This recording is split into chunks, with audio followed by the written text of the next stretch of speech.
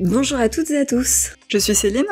Et je suis Eris. Et nous sommes le Geek Squadron. Un duo de choc pour vous proposer des vidéos sur tous les univers geeks. Aujourd'hui, nous vous proposons une analyse du 5e et avant-dernier épisode de The Falcon and the Winter Soldier, la vérité.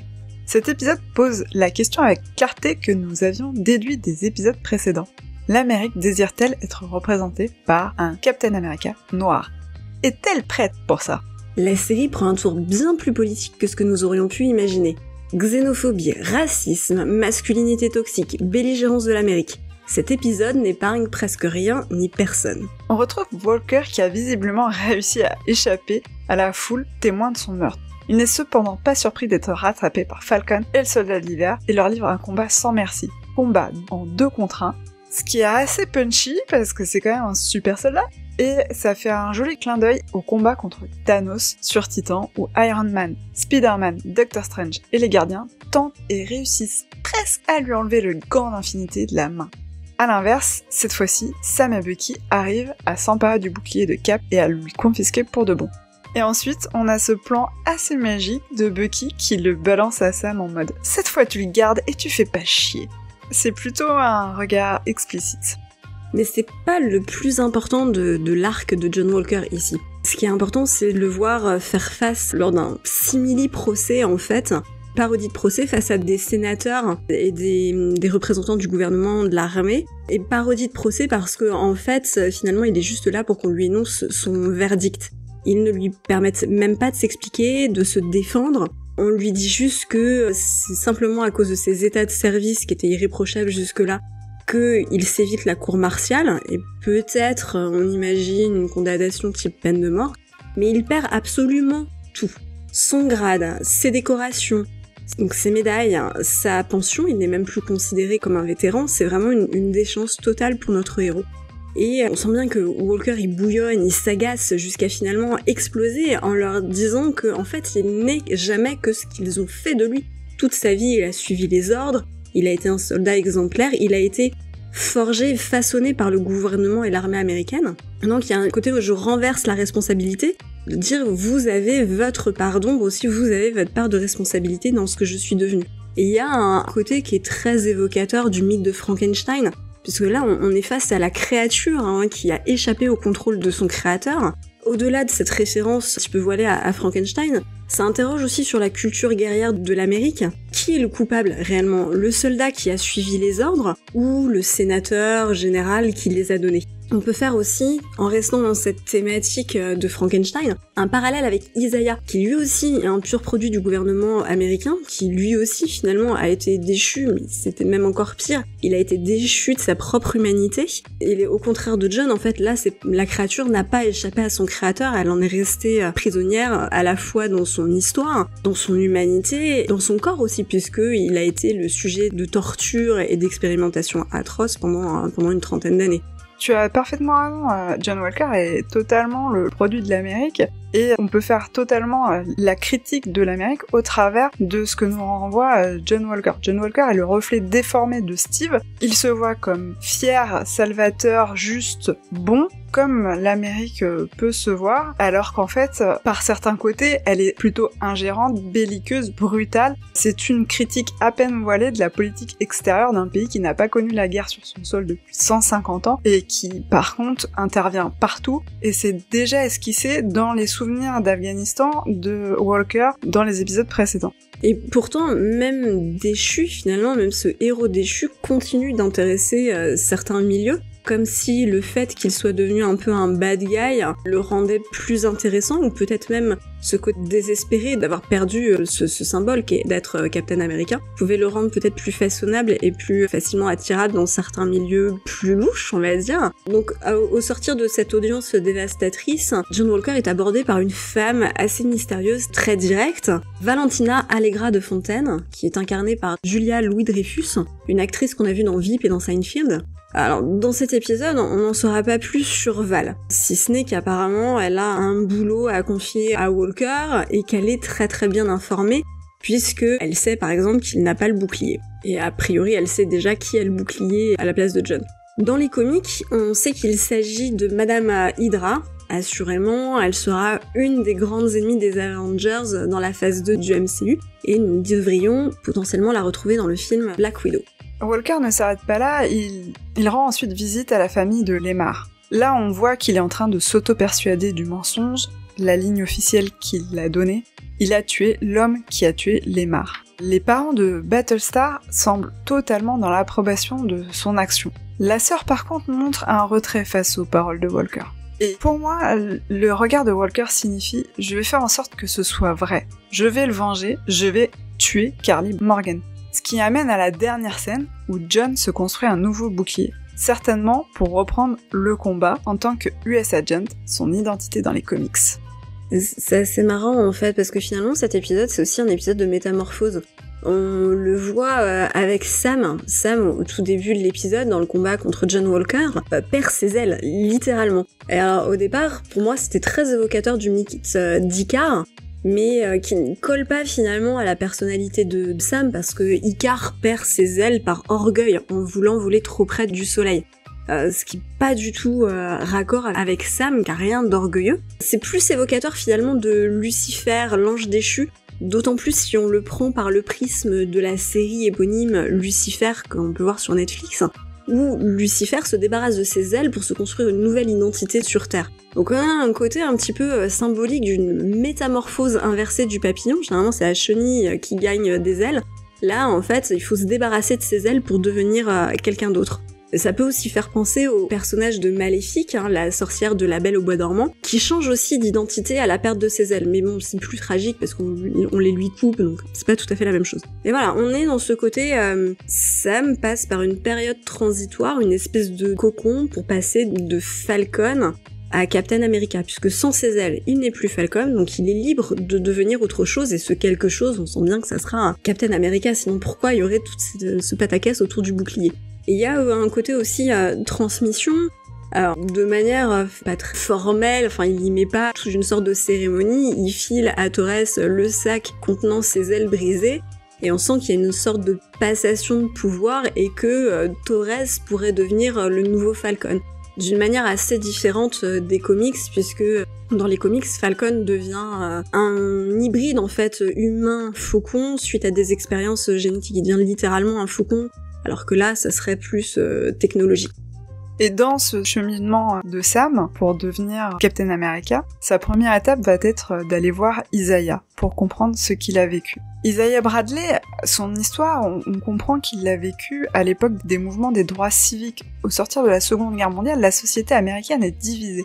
Les Noirs subissent la ségrégation raciale. Dans les États du Sud, Noirs et Blancs ne sont pas autorisés à se mélanger ni dans les églises, ni dans les bus, ni dans les cafés. Les Blancs possèdent le pouvoir politique, le contrôle de la police, et les lynchages racistes sont impunis par la police quand ils ne sont pas menés par les forces de l'ordre elles-mêmes. C'est aussi l'apogée du Ku Klux Klan. Alors, certains mouvements noirs se radicalisent aussi en réponse. On peut citer l'UNIA qui prône le séparatisme. Ces mouvements ne veulent pas entrer dans un système noyauté par des blancs, ils ne veulent pas tout devoir à des blancs et pensent qu'il faut créer un système noir en réponse. C'est dans cette mouvance que s'inscrit Isaiah, qui considère qu'un noir qui se respecte ne devrait pas accepter le bouclier. Plus tard, il y aura l'émergence des partis politiques comme les Black Panthers, luttant contre le racisme et la violence. Sam incarne plutôt cette ligne qui vise à réunir plutôt que de séparer, dans l'héritage finalement de Martin Luther King ou encore de Malcolm X. Sam est tout de même sonné par les révélations d'Isaiah, sa vie gâchée, traitée comme une expérience scientifique sans once d'humanité. Il va se recentrer sur lui-même et sa famille, mais c'est par ce chemin qu'il va finalement s'ouvrir aux autres. Il va demander de l'aide pour le bateau et retrouver foi en l'humanité, la solidarité et retrouver la confiance pour se servir du bouclier. Cap is back. Et nous avons bien besoin d'un Capitaine American digne de ce nom vu les événements qui se dessinent. Donc là, Karli Morgenthau, elle est vraiment au second voire au troisième plan dans cet épisode, elle fait que des brèves apparitions. Mais on sent bien qu'elle est plus radicalisée que jamais. Le camp de réfugiés en Lettonie a été balayé, vidé, expulsé, et ce qui renforce son sentiment d'injustice. Et elle traite désormais avec les terroristes de la LFA pour obtenir une bombe, et les Flag Smashers ont comme objectif de s'attaquer au CMR. Et pour cause, en fait, le CMR est sur le point de voter le rapatriement forcé et manu militari des déplacés. Alors, si les femmes de l'Assemblée, et elles sont peu nombreuses, émettent des doutes sur les possibilités de les accueillir dignement et avec les bonnes ressources, le représentant américain ne semble pas s'en soucier. Ça donne une sorte d'opposition en fait entre les femmes qui historiquement sont plus dans le care, on le voit, les métiers du social, les métiers du médical, elles sont largement surreprésentées, et ce cliché que les hommes en fait n'ont rien à faire des autres. Ce qui est intéressant de noter aussi, c'est que les deux femmes qui parlent et qui s'élèvent contre ce représentant américain homme blanc et vieux sont deux femmes racisées, et une qui est plutôt jeune, une qui doit avoir à la soixantaine et une plutôt la quarantaine. Donc on est vraiment dans une opposition totale. Et en plus, cette assemblée ne représente pas tous les pays, on aurait pu penser à une sorte de conseil de l'ONU, et en fait on voit à peine une vingtaine de drapeaux, avec une forte majorité d'hommes blancs encore une fois. Et le représentant américain n'est autre que la personne qui a pris le bouclier à Sam et qui l'a donné à Walker, et qui a finalement présidé la commission qui a déchu Walker. Donc de là à dire que cet homme-là protège les intérêts des hommes blancs et serait un peu raciste sur les bords, y a qu'un pas, on verra bien par la suite ce que ça donne. On l'avait un petit peu franchi déjà la première fois quand on avait dit qu'il était ravi de prendre le bouclier à Sam pour le donner à un homme blanc, mais... C'est pas faux, mais là c'est subtil, mais en fait c'est flagrant quelque part. Clairement. Il est le représentant de ce que tu disais au départ. Est-ce que l'Amérique est prête pour avoir un Captain America noir? Eh ben clairement cet homme-là, il l'est pas, et je pense qu'il le sera jamais. Bon, si on revient sur les terroristes du LFA, on a quand même une belle révélation aussi sur cet épisode. Ils sont là sur ordre de Sharon Carter, qui avait donné l'ordre de l'enlèvement dans le premier épisode du colonel américain, qui les a libérés en Algérie. Comment? Pourquoi? Finalement, le mystère s'épaissit autour de Sharon Carter, et les théories vont aller bon train, si tu veux mon avis. Ouais, bah finalement, c'est peut-être toi qui avais raison, c'est Sharon le power broker. Bon, clairement, c'était pas des mots, vu ce qui lui arrive dans cet épisode, vu qu'il est recapturé par les Dora Milaje, donc j'avais tort, et il semblerait que toi, tu aies raison, on va voir ça dans l'épisode prochain. Mais même si c'est le power broker, franchement, c'est un peu bizarre. Pourquoi est-ce que le power broker aiderait les Flux Smashers? Enfin, il manque une pièce à l'édifice là, clairement, le puzzle n'est pas terminé. C'est un peu bizarre, on a un peu baladé, mais bon, écoute, à un moment donné, les pièces du puzzle vont finir par s'emboîter les unes dans les autres, et on va finir par comprendre. On aimerait toutes les deux revenir sur quelque chose. C'est dans les analyses précédentes de cet épisode-là, on voit que l'accent a quand même été mis sur la dureté des personnages masculins au CMR et à la commission. Mais ce qu'on voit, c'est la dernière scène entre Sam et Bucky qui prend très subtilement le contre-pied de la broculture, et c'est une vraie surprise. Sam et Bucky ont enfin une discussion à cœur ouvert. Ils discutent enfin de leurs émotions. Bucky s'excuse de ne pas avoir compris tous les aspects psychologiques que Sam a dû endurer en se voyant confier le bouclier. Finalement, cette scène, c'est totalement l'inverse de la scène de la thérapie de couple où les deux s'étaient renfermés, où ils incarnaient les valeurs de la masculinité toxique. On ne se parle pas, on ne se touche pas, on ne montre pas d'émotions. Et la psy les avait même qualifiés d'enfantillage. Donc vraiment, là, ça va aider aussi Sam à prendre sa décision et à accepter de devenir Captain America, et donc à ouvrir la boîte. What's in the box? What's in the box?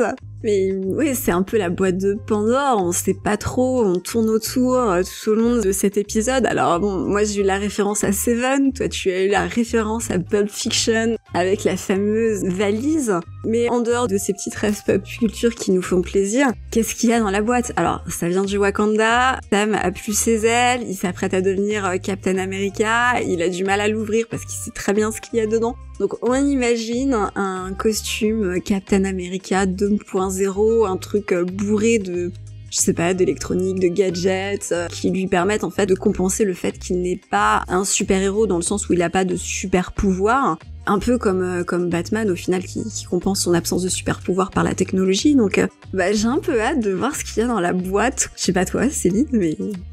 Oui, et puis j'ai hâte de voir Sam en Captain America et finalement accepter ce destin que Steve avait pressenti en lui. Et puis finalement, c'est une petite note positive aussi, parce que voilà, Sam, comme on l'a dit, il est plutôt dans la mouvance, c'est-à-dire que oui, il y a du racisme, mais il faut que tout le monde œuvre contre le racisme, justement, et pas essayer de se séparer, se faire la guerre, et ce serait une belle lotion. Oui, un très fort symbole, un peu comme l'élection de Barack Obama l'avait été, un premier président noir, alors qu'on avait dit que l'Amérique était pas prête.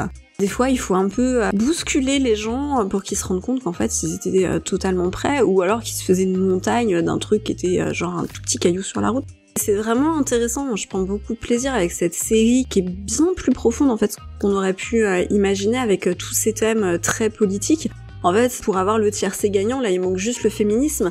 Mais on a des héros masculins, donc bon, c'est pas tout à fait la thématique, et puis on en a déjà tellement qu'après ça finirait par se noyer, puis là, du coup, c'est vraiment pas le propos, mais voilà, c'est très audacieux. Rien que pour ça, qu'on aime ou pas la série, on peut quand même saluer le progressisme de Disney là-dessus. On a hâte de voir le prochain épisode. Mais carrément. Et on a hâte de vous faire l'analyse.